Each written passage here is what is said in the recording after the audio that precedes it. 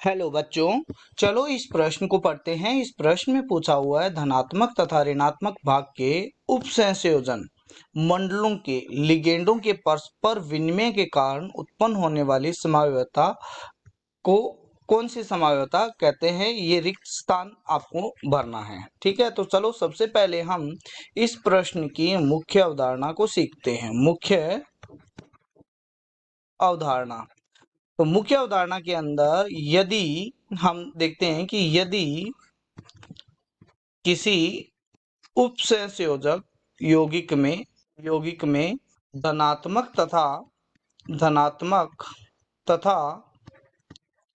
ऋणात्मक दोनों भाग समन्वय गोलक में उपस्थित हो, दोनों भाग समन्वय गोलक में उपस्थित हो तथा उनके गेंदों को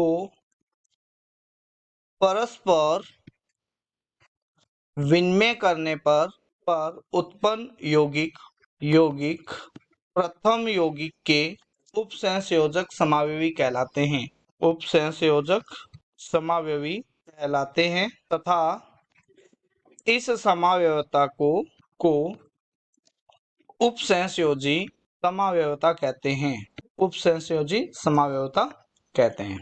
ठीक है, तो हमारे पास में इसका एक उदाहरण के तरीके से समझते हैं कि मान लिया आपके पास में एक यौगिक है जिसके अंदर M केंद्रीय धातु परमाणु है तथा A है वो क्या है, इसके लिगेंड है, जो एक दंतुक लिगेंड है, और इसका जो ऋणायन भाग है उसमें N है वो केंद्रीय धातु परमाणु है, और B क्या है, इसका एक लिगेंड है, एक दंतुक लिगेंड है।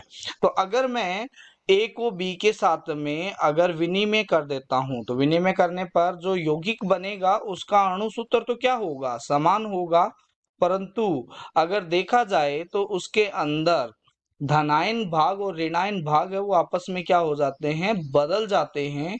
तो बदलने की वजह से ये जो यौगिक बनता है ये एक दूसरे के कौन से समावयवी होते हैं, ये एक दूसरे के उपसहसंयोजी समावयवी होते हैं, उपसंयोजी समावयवी होते हैं। ठीक है, तो ऐसी समावयवता को हम क्या बोलते हैं, उपसहसंयोजक समावयवता कहते हैं। तो इसका सही आंसर हो जाएगा उपसंयोजक समावयवता कहते हैं। आशा करते हैं मुख्य अवधारणा के आधार पर आपको इस प्रश्न का उत्तर समझ में आया होगा। धन्यवाद।